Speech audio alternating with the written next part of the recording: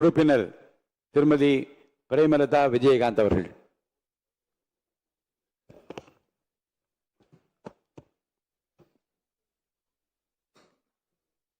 பேரவைத் தலைவர் அவர்களே, முதலமைச்சர் அவர்களே, எதிர்க்கட்சி தலைவர் அவர்களே, சட்டமன்ற உறுப்பினர்களே, மதசார்பற்ற வெற்றி கூட்டணியினுடைய தலைவர் அண்ணன் ஸ்டாலின் அவர்களுக்கும், தேசிய முற்போக்கு திராவிட கழகத்தின் நிறுவன தலைவர் புரட்சி கலைஞர் கேப்டன் அவர்களை வணங்கி, இந்த வரலாற்று சிறப்புமிக்க இந்த அவையிலே இன்றைக்கு மிக முக்கியமான நாளான இந்த நாளில் என்னுடைய உரையிலே நேற்றே முதலமைச்சர் அவர்களுக்கு இன்றைக்கு பெரும்பான்மையை நீங்கள் நிரூபிக்க வேண்டும் என்று என்னுடைய வாழ்த்துக்களை நேற்றே நான் பதிய வைத்திருக்கிறேன்.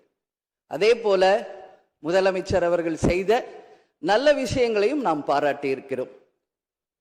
எதிர்கட்சிகளை எதிரி கட்சியாக நினைக்காமல் அனைவரையும் சந்தித்து அரசியலில் ஒரு மாண்பையும் மரபையும் நீங்க ஏற்படுத்தியிருக்கீங்க, வரவேற்கத்தக்கது.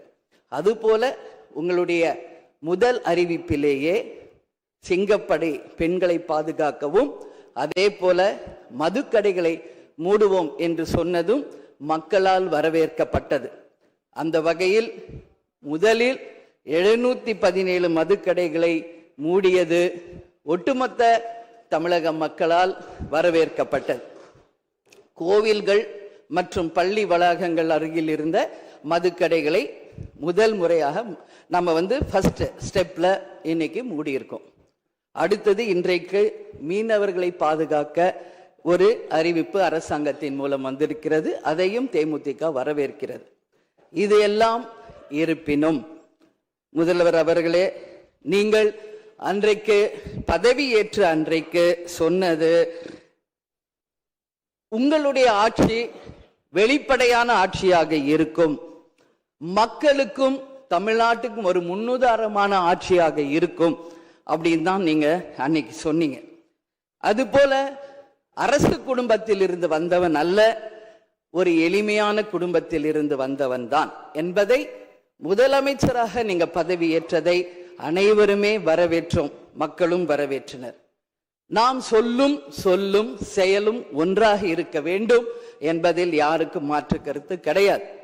வரலாற்று சிறப்புமிக்க இந்த அவையில இன்றைக்கு பெரும்பான்மையை நிரூபிக்க வேண்டிய தருணத்தில் முதல் முறையாக மனவேதனையோடு நான் பதிய வைக்கிறேன், இங்கு குதிரை பேரம் நடந்ததாக இன்றைக்கு எதிர்கட்சிகள் அத்தனை பேருமே அதை சொல்லும் பொழுது, இதுவரை தமிழக அரசியல் வரலாற்றில் நடக்காத ஒரு விஷயம், அதுவும் இந்த வரலாற்று சிறப்பு மிக்க இந்த அவையிலே இந்த முக்கியமான நாளில அதை பற்றி பேச வேண்டிய ஒரு நிலையை ஏற்பட்டதற்காக உண்மையில் நான் மனம் வேதனை அடைகிறேன்.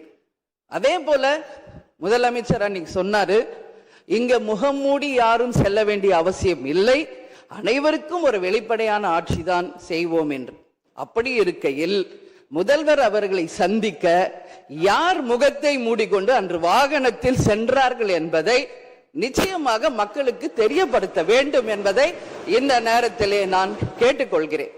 ஏன்னா அதற்கு காரணம் குதிரை பேரம் என்றால் இதைவிட ஒரு தலைகுனிவு இந்த வரலாற்று சிறப்புமிக்க அவையில் எதுவுமே கிடையாது. நிச்சயம் முதல்வர் அதற்கு பதில் சொல்வார் என்று நான் எதிர்பார்க்கிறேன். அதே போல அரசு குடும்பத்தில் இருந்து நான் வந்தவன் இல்லை என்று முதல்வர் சொல்லும் பொழுது வரவேற்றார்கள் அனைவரும். ஆனால் இன்றைக்கு அவருடைய ராஜகுருவாக இருப்பவரை மிஸ்டர் ரத்தன் பண்டிட் என்பவரை அரசியல் சிறப்பு அதிகாரியாக அரசு வேலையில் அமர்த்தியதை ஒட்டுமொத்த தமிழக மக்கள் சார்பாக வன்மையாக இந்த வரலாற்று சிறப்பு மிக்க அவையில் நான் அதை குறிப்பிட கடமைப்பட்டிருக்கிறேன். அப்படி உங்களுக்கு ராஜகுருவா இருந்தா உங்க பர்சனலா அவரை வச்சுக்கணும். பட் அவரை அரசு உயர் பதவியில கொண்டு இளைஞர்களை நம்பி மக்கள் வாக்களிச்சிருக்காங்க. இந்த இளைஞர்களுக்கு நீங்கள் என்ன உதாரணத்தை சொல்கிறீர்கள், என்ன வரலாற்றை நீங்கள் சொல்ல விரும்புகிறீர்கள், வருங்கால இளைஞர்களுக்கும் எதிர்காலத்திற்கும் இதன் மூலம் என்ன மெசேஜ் நீங்க சொல்றீங்க அப்படிங்கறத நிச்சயம் தெளிவுபடுத்தணும். ஏன்னா இன்னைக்கு மக்கள் ஜனநாயகத்தை நம்பி இளைஞர்கள் கையில ஆட்சியை கொடுத்திருக்கிறார்கள். அப்போ வருங்காலம் இளைஞர்களும் வருங்காலத்திற்கும் இந்த அரசு ஒரு முன் உதாரணமா இருக்க வேண்டும் என்பதுதான் என்னுடைய ஒரு கோரிக்கை என்பதை இந்த நேரத்தில் நான் ஆணித்தரமாக பதிய வைக்கிறேன். அது மட்டும் கிடையாது, இந்த ஆட்சி மக்களுக்கான ஒரு நேர்மையான ஆட்சியா இருக்கணும். ஜனநாயகத்தின் மீதும் மக்கள் மீதும் நம்பிக்கை கொண்டு மக்கள் தீர்ப்பே மகேசன் தீர்ப்பு என்று சொல்லக்கூடிய அளவு எதிர்காலத்தில் இந்த ஆட்சி நிச்சயமாக இளைஞர்களுக்கும் எதிர்காலத்திற்கும் நல்ல வகையில எடுத்துக்காட்டாக இருக்க வேண்டும் என்று கேட்டுக்கொண்டு, நான் சார்ந்த இயக்கமான தேசிய முற்போக்கு திராவிட கழகத்தின் சார்பாகவும் எங்கள் நிறுவன தலைவர் அன்பு தலைவர் கேப்டன் அவர்களை வணங்கி விடைபெறுகிறேன். நன்றி, வணக்கம். மாண்புமிகு உறுப்பினர் எம் போஜராஜன் அவர்கள்.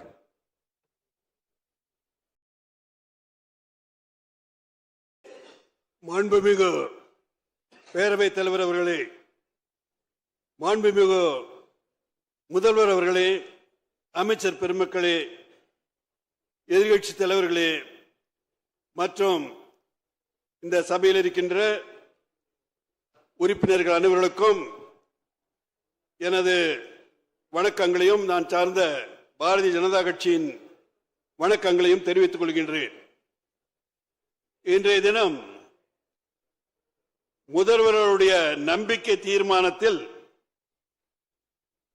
பலர் துரதிர்ஷ்டவசமாக இது ஏதோ பாரதிய ஜனதா கட்சிக்கு எதிரான பிரச்சார கூட்டமாக மாண்பை மீறி பேசிவிட்டார்கள் என்று நினைக்கின்றேன். துரதிர்ஷ்டவசமாக இந்த மன்றத்தின் மரபை கருதி அந்த கருத்துக்களை எல்லாம் நேரமும் காலம் வரும்போது நானும் பகிர்ந்து கொள்ள தயாராக இருக்கின்றேன் என்பதை மட்டும்